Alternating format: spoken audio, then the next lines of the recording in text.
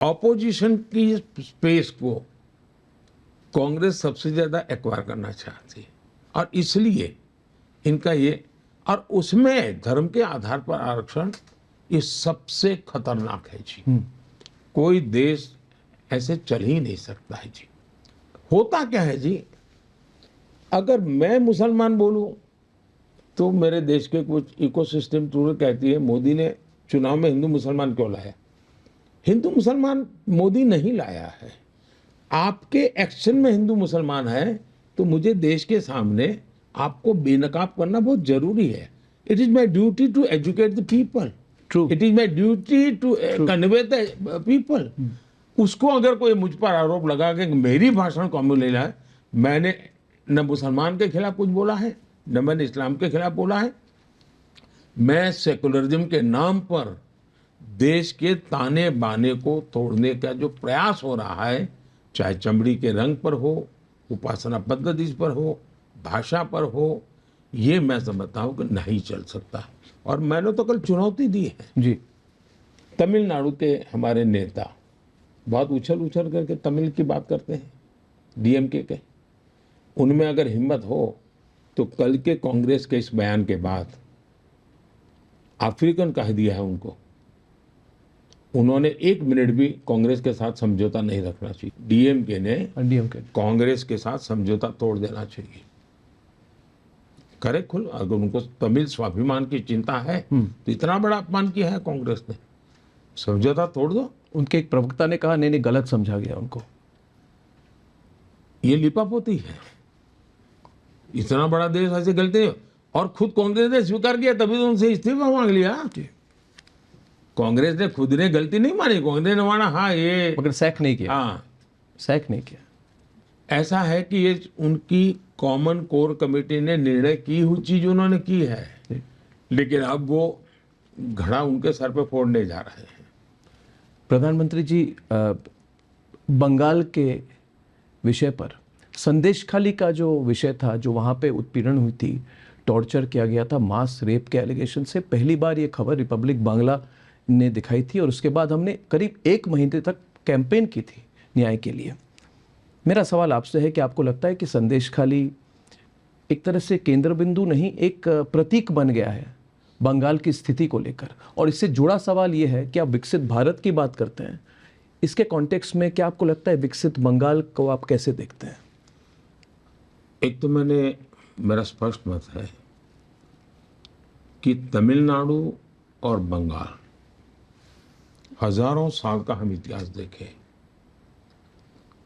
तो कुछ ऐसी जगह है जिसने देश की बहुत बड़ी सेवा की है, देश का नेतृत्व किया है, संकट की घड़ियों में से देश को बाहर निकाला है।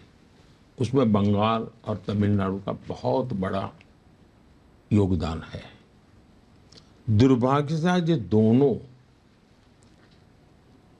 राजनीतिक नेतृत्व की विकृत मानसिकता के शिकार हो चुके हैं। अब बंगाल में जिस प्रकार से जिन मुद्दों को लेकर के बंगाल की मुख्यमंत्री संसद में आवाज उठाती थी जब वहां लेफ्ट की सरकार थी जी, आज उन्हीं मुद्दों को हम बोल रहे हैं। और ममता जी वो कर रही है जो लेफ्ट वाले करते थे, कांग्रेस वाले करते थे, और ये सवाया गुना करती है। और उसमें क्रिमिनल एलिमेंट नया जुड़ गया है। और आज जो संदेशखाली तो एक छोटी सी घटना है जी, ना छोटी सी दिखती है, घटना छोटी नहीं, छोटी सी दिखती है, लेकिन पूरे बंगाल में तो भयंकर ज्वालामुखी है। कब विस्फोट होगा कहने की कठिन मुश्किल है जी। हर जगह पे इस प्रकार का जुल्म है, और सिर्फ उन्होंने अपनी वोट बैंक की राह। दूसरा, वो कानून नियमों को पालन करने को तैयार नहीं है।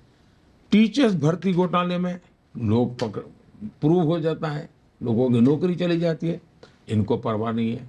उनको तो लगता है राजनीति में हम देख लेंगे। करोड़ों करोड़ों रुपयों के नोटों के पहाड़ पकड़े जाते हैं, पैसे गिनते गिनते मशीन थक जाते हैं, लेकिन उनको उन लोगों से कोई परहेज नहीं है। यानी इन्होंने एक न्यू नॉर्मल बना दिया है। देश के लिए संकट का विषय है। घटनाएं किसी न किसी राज्य में कुछ न कुछ ऐसी चिंताजनक घटनाएं होती है, लेकिन उसको कोई सर्टिफाई नहीं, हर कोई दुखी होते हैं, रास्ता खोजते हैं कि यार ऐसा नहीं होना चाहिए हर एक को। यहाँ ऐसा नहीं है जी। जी जब साइकोलॉजिकली आप ये करोगे और 3 दशक लेफ्ट के और टीएमसी एक प्रकार से 50 साल बंगाल के बर्बाद हो चुके हैं जी। आज कोई इंडस्ट्री नहीं आ रही है वहाँ, कोई नया सिस्टम डेवलप नहीं हो रही है, राजनीति चले रहेगी जी, लोग बेचारे मुसीबत में गुजारा करते रहेंगे। ये इतना मेरा देश का इतना महान राज्य, इतनी महान कला, इतनी महान संस्कृति, हम सब गंवा रहे हैं, इसकी पीड़ा है जी। मोदी जी, राम मंदिर के मुद्दे पर मैं कई जगह थोड़ी बहुत रिपोर्टिंग कर लेता हूँ। अभी भी तो गया था मैं, जब भी वहाँ पे जय श्री राम के नारे लगते हैं बीजेपी के, तो कार्यकर्ता ही नहीं, क्योंकि एक रैली में सब कार्यकर्ता तो नहीं होते, हजारों लोग होते हैं, तो राम मंदिर के जब भी जय श्री राम की बात आती है एक तरह से उत्साह बढ़ जाती है। अभी भी ये खुलकर हो रही है, अच्छी बात है। मगर विपक्ष के जो अप्रोच है राम मंदिर को लेकर, उन्होंने कहा कि एक पूरा एक प्राण प्रतिष्ठा, उन्होंने कहा राजनीतिक समारोह या राजनीतिक कार्यक्रम उन्होंने कह दिया। अब भी कहते हैं राम मंदिर जाएंगे मगर तारीख नहीं बताएंगे, वही अप्रोच उनका चल रहा है। तो जबकि ये एक हिंदू धर्म के लिए, और जो जितने हिंदू हैं, जितने सनातनी आप हैं, मैं हूँ, हमारे लिए एक धार्मिक मुद्दा है, राजनीतिक मुद्दा नहीं है। मगर ये राजनीतिक मुद्दा भी बन चुका है कि उनके अप्रोच के कारण। आपने कोशिश की है राम मंदिर के स्थापना में पूरे दक्षिण भारत, उत्तर भारत, सब जगह के लोगों को, उनकी संस्कृति को एकजुट करने की। तो आप इसको जब देख रहे हैं पॉलिटिकल इशू बन चुका है और बनाने की कोशिश हो रही, इसका क्या रिस्पॉन्स होगा इलेक्टोरेट से, वोटर्स? मैंने पहले इन सारे जो जिस प्रकार की भाषा लोग बोल रहे हैं ना जी, इनको एक सवाल पूछना चाहता हूँ। हमारे देश में अंग्रेज राज तो करते ही थे, सरकार तो चलाते थे और लोगों की भलाई का काम भी करते थे, रेलवे बनाते थे, क्या नहीं करते? क्या जरूरत थी आजादी का आंदोलन की भाई? सब तो चल ही रहा था, स्कूलें खुलती थी, अस्पताल खुलते थे, रेलवे चलती थी, रोड बनते थे, क्या जरूरत थी? क्यों देश में सैकड़ों हजार लोग शहीद क्यों हुए? क्यों अंडमान निकोबार काला पानी की सजा क्यों भोग रहे थे? स्वमान स्वाभिमान कोई चीज होती है जिंदगी में। 500 साल तक राम मंदिर के लिए शायद दुनिया के अंदर एक बहुत बड़ी घटना है कि एक श्रद्धा के लिए 500 साल तक एक समाज लड़ता रहा, हर व्यवस्था से लड़ता रहा जी। और मंदिर बना करके रहेंगे, ये संघर्ष पीढ़ी दर पीढ़ी लड़ाई चली है।